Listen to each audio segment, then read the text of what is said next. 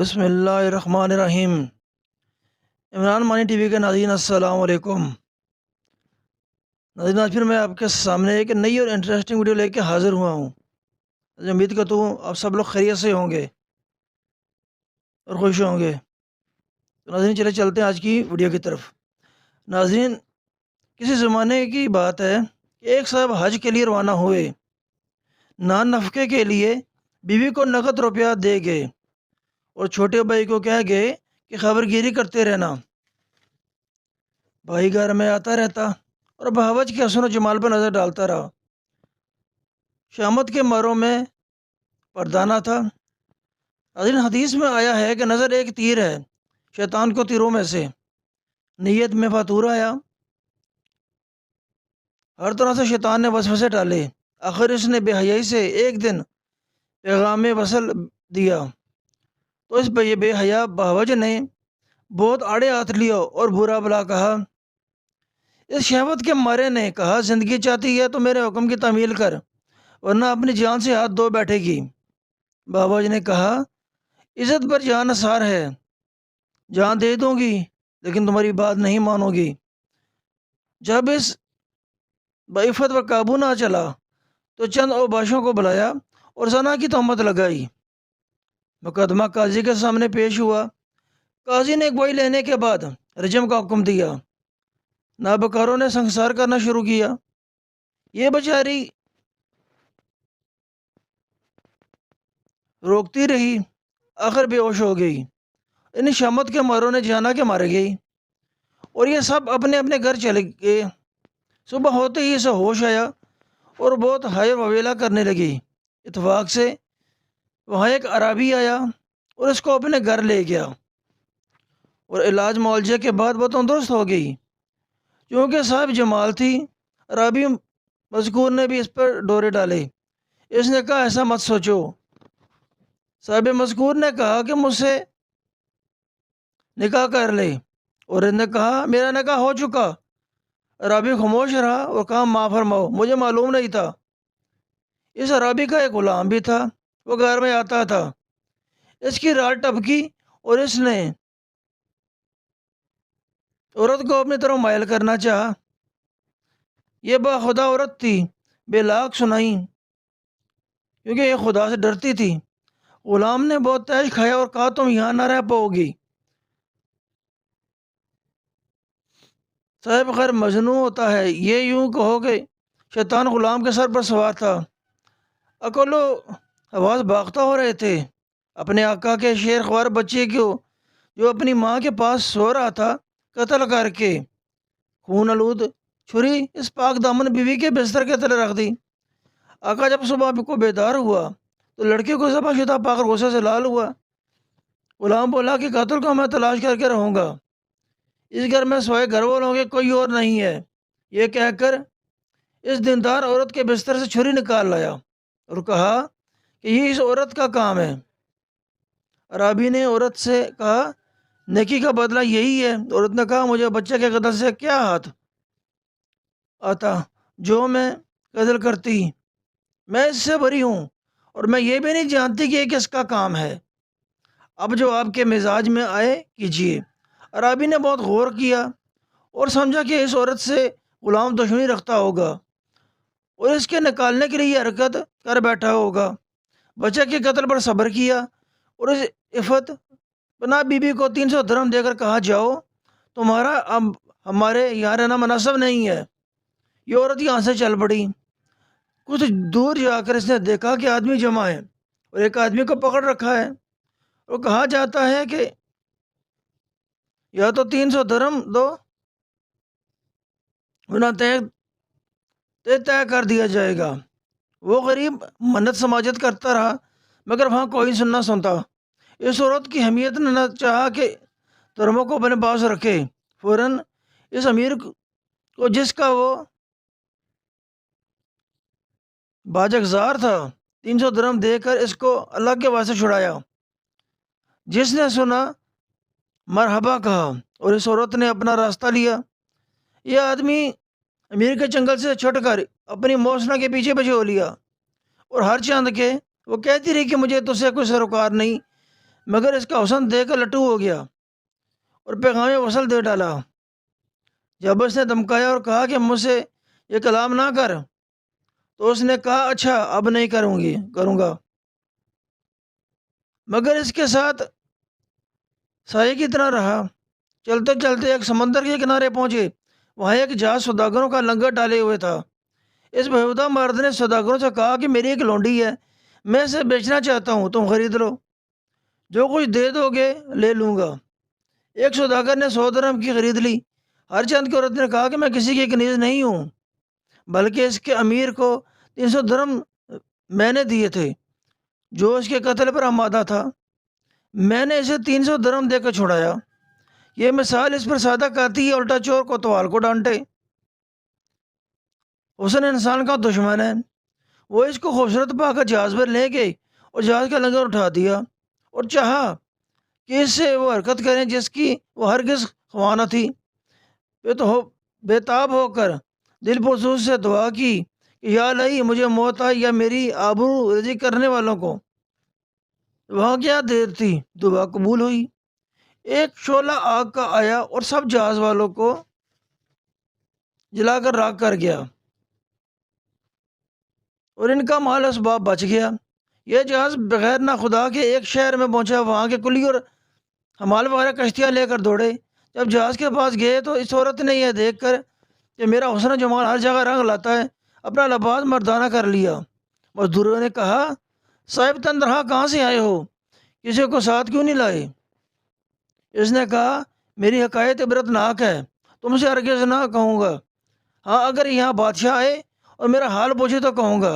رفتہ رفتہ یہ بات بادشاہ کے کان تک پہنچی اور وہ مارکین سلطنت آیا اور دریافت کیا۔ اس نے ایسا حال سنایا چونکہ حسن کی دولت سے مال ہوں۔ یہ سوداگر حریص اور نالیک اور نافہم تھے اور مجھے شکیل پا کر برے فعل پر آمادہ ہوئے، تو میں نے بارگاہ قاضی الحاجات میں بدعا کی، وہ قبولیت کو پہنچی۔ آگ کا شعلہ آیا اور سب کو جلا گیا۔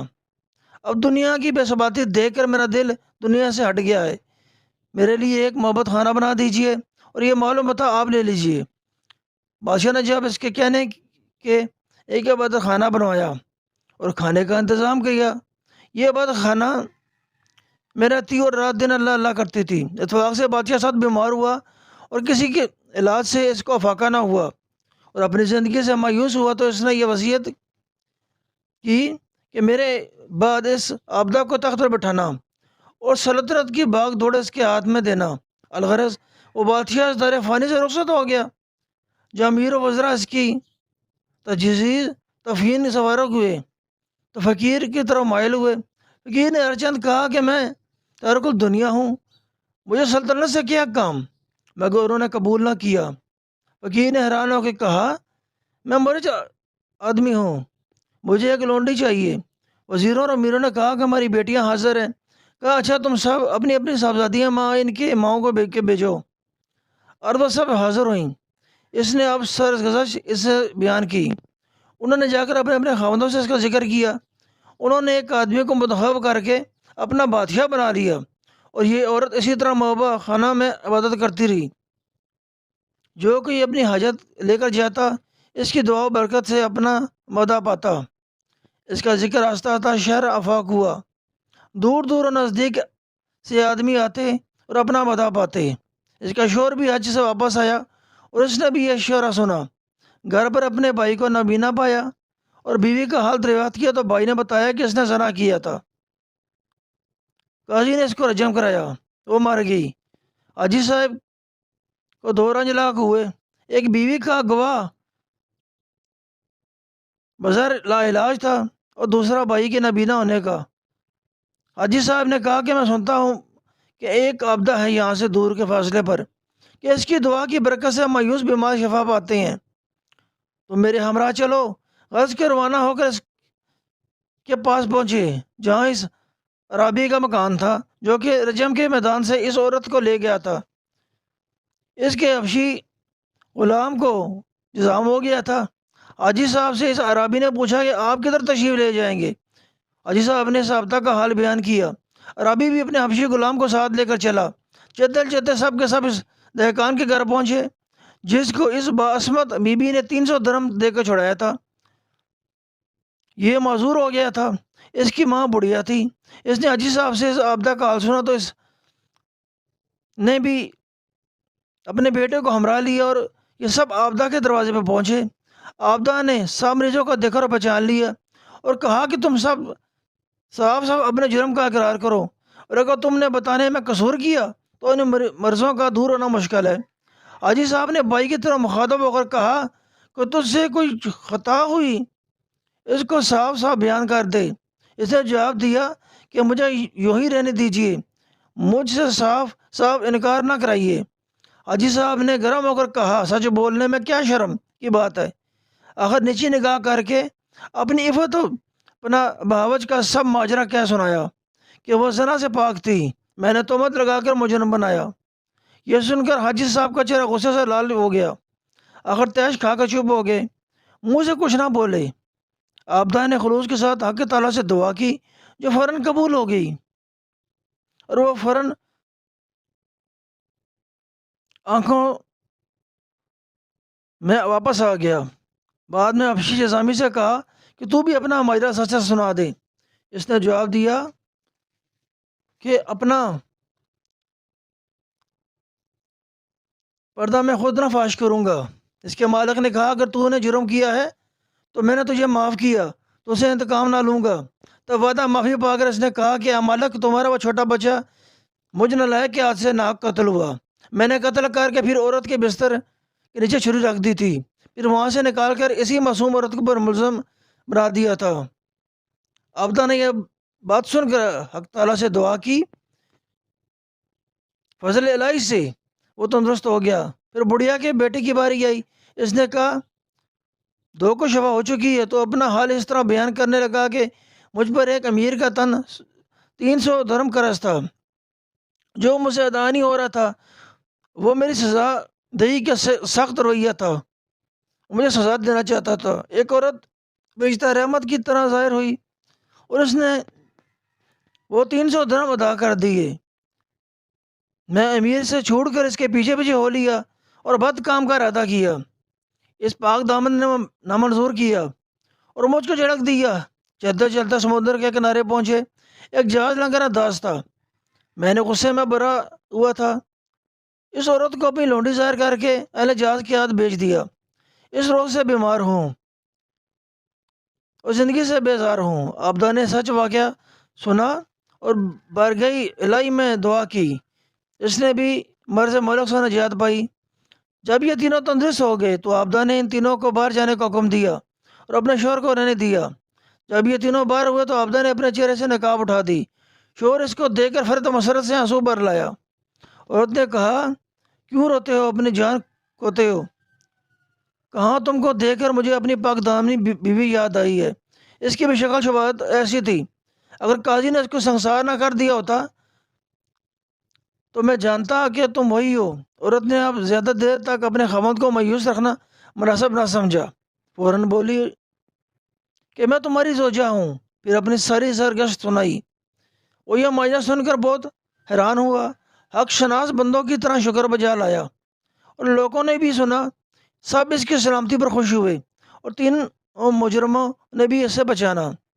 اپنے فعل گزشتہ پر ندم و تائب ہوئے اور اس کے پاؤں پر گر پڑے اور اس کی برسائی کو مان گئے، معذرت کر کے اپنی معافی کے خواہاں ہوئے۔ اس نے اللہ ظرفی کا مظاہرہ کرتے ہوئے سب کو معاف کر دیا اور ان کو مال و دولت دے کر رخصت کیا۔ اس شہر کے لوگوں کو جب یہ ماجرا معلوم ہوا تو انہوں نے اس کے خاوند کو اپنا بادشاہ بنا لیا اور عرابی کو اس کا وزیر بنایا۔ اس طرح وہ نیک نامی اور شان و شوکت سے رہنے لگے اور حق تعالیٰ کی عبادت اور خلق اللہ کی خدمت کرنے میں لگے۔ سبحان اللہ، اطاعت و بندگی اور پارسائی بھی کیا چیز ہے! یہ بادشاہ جو اس کے خاوند کو ملی، یہ ہرگز اس کے حج کے باعث نہ تھی، بلکہ اس کی باعفت و عصمت بیوی کے پاک دامنی کا سبب تھا۔ تو ناظرین، یہ تھی آج کی ویڈیو، امید کرتا ہوں پسند آئی ہوگی۔ ناظرین، ویڈیو پسند آنے کی صورت میں میرے ویڈیو کو لازمی لائک کریں، میرے چینل کو لازمی سبسکرائب کریں اور بیل کا آئیکن لازمی دبائیں تاکہ میری آنے والی ویڈیو آپ کو پہلے ٹائم سے مل سکے، اور میری ویڈیوز کو اپنے دوستوں کے ساتھ لازمی شیئر کریں۔ تو ملتے ہیں اگلی ویڈیو میں، تب تک کے لیے اجازت، اللہ